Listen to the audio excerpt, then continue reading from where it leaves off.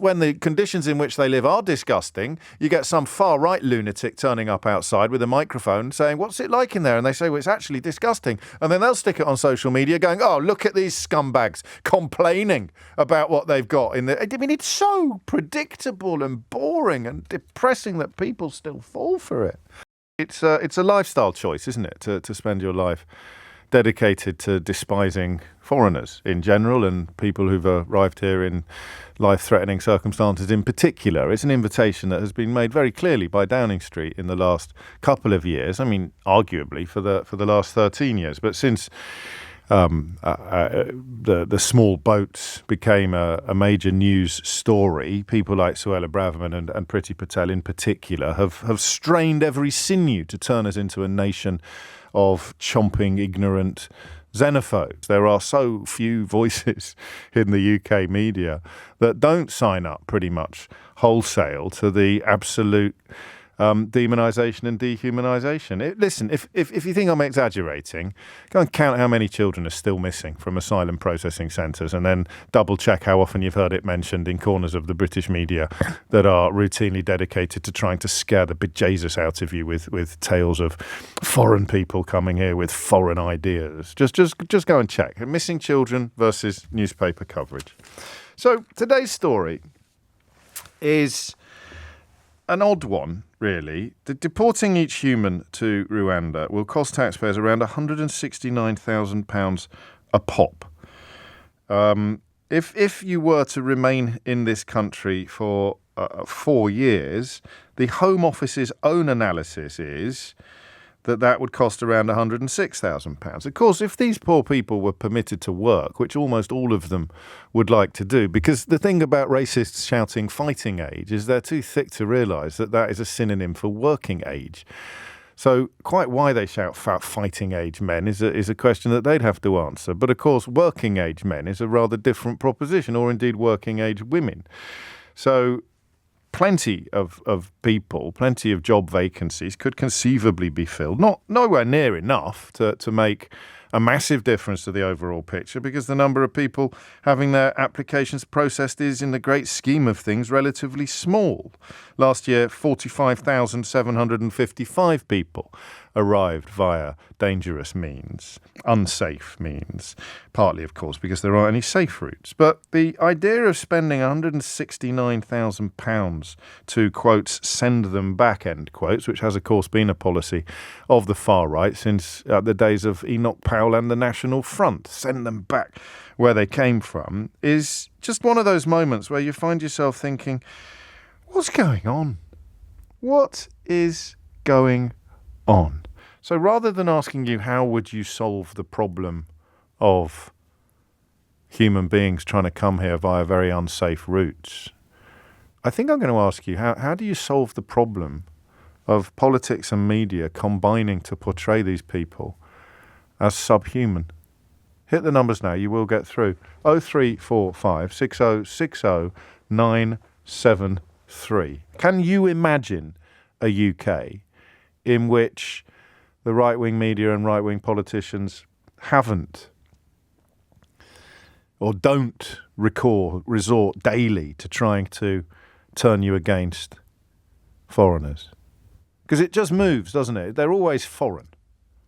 It just moves. The spotlight moves. You know, you voted Brexit to send them back where they came from, and then they went back, so the government had to sort of dishonestly and secretly invite lots of people to come here from other countries. The number of visas in agriculture and hospitality and the NHS, all of them being issued now on record levels. Net migration, the highest it's ever been. So they used it to get the Brexit vote over the line, or to get a Tory victory in a general election. Vote for us and we'll hurt the foreigners, they say, in terms. And then you vote for them, and strangely, the foreigners are still here. They're still coming here. They're just coming via a slightly different route. So we're not cross with Polish lorry drivers anymore or Romanian builders. We're crossed with Syrian refugees or Afghan asylum seekers. And now they're the problem. You can see this coming a mile off when Farage started heading to Dover with his Fisher-Price binoculars and posting his funny little films. It's just, well, we've got to find something else now. We've got Brexit over the line. That hasn't improved anybody's life by making life harder for foreigners. So now we've got to find some other foreigners to abuse and demonise and dehumanise in the hope that we'll get these people to follow us over another cliff. And they're, oh, here's some coming in a boat. Let's take some pictures of them and get people really cross and furious. So there it is. It works. Will it ever not work? 0345 6060 973. How would you solve the problem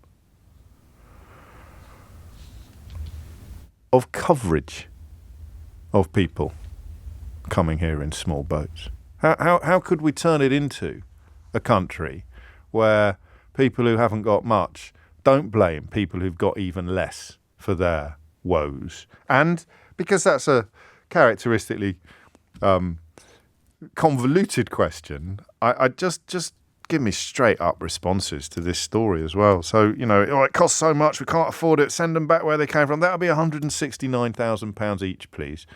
How do you process that information? So the convoluted question this morning, I like to do a convoluted question and a simple question. So the convoluted question this morning is how do we become a country where these stories are not routinely appearing with the express intent of making us all furious with each other and, of course, really, really furious with foreigners? And question number 2, wherever you sit on this question, however furious they have managed to make you, what do you think about £169,000 a pop to send back people whose well, that's not even applications who failed. So that, of course, is people who may well be bona fide refugees, probably are, given the usual application success rate, sending them to Rwanda at a cost of 100. Yeah, it's just nuts, right? There's one theme from all the years I've been doing this job that intrigues and upsets me the most. It's watching people fall for it. It works. It works like a treat. It's dragged us out of the European Union. It's divided families, as David has just reminded us. It's probably the biggest engine of right-wing media. Here's a foreigner, hate him. Why? I don't know, but grr. And it works. 0345 6060 973. £169,000. That's where the political rhetoric has taken us. People coming here with next to nothing, costing the United Kingdom £169,000 to send them to a country where they don't want to go to, even if they are genuine refugees and asylum. I mean, it's insane. People don't understand this. Ian Duncan Smith, I'm not using him as an example of someone intelligent. I'm using him as an example of someone who was publicly endorsing the policy. He found out live on air that even people whose applications are successful have to stay in Rwanda. I can't believe I'm saying these words out loud, but it gets so normalised, doesn't it? It gets so completely normalised. That's what gaslighting is. I think David's right to that point 10 years ago. Yeah, we're going to spend £169,000 to send genuine refugees to Africa when they won't be able to leave. They certainly won't be able to come back here. And it's £169,000 a pop, even if they are, fleeing the Taliban.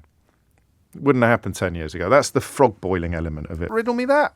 We've got a low birth rate, labour shortages, an ageing population. There's 45,550 people who risked their lives to get here last year. Almost all of them would be desperate for an honest job.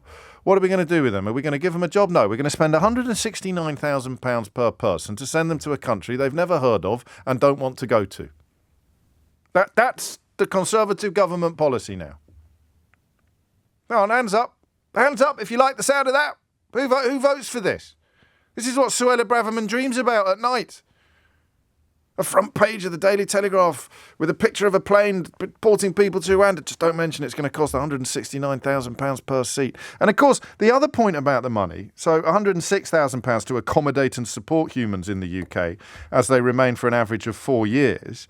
That doesn't go to them. There'd be people listening to this thinking, well, I'd take 106,000. It doesn't go to them. None of this money goes, well, hardly any of this money goes to them. You want to be a hotel owner is what you want to be. You can essentially stop looking after your hotel, turn it into a glorified DOS house. These people get shipped in. You're going to get paid regardless of whether or not these places are habitable. It doesn't matter whether you've got cockroaches running around the place. It's not as if anyone can ring downstairs and complain. You're going to get all the money regardless of what happens. And then, of course, when the conditions in which they live are disgusting, you get some far-right lunatic turning up outside with a microphone saying, what's it like in there? And they say, well, it's actually disgusting. And then they'll stick it on social media going, oh, look at these scumbags complaining about what they've got in there. I mean, it's so predictable and boring and depressing that people still fall for it.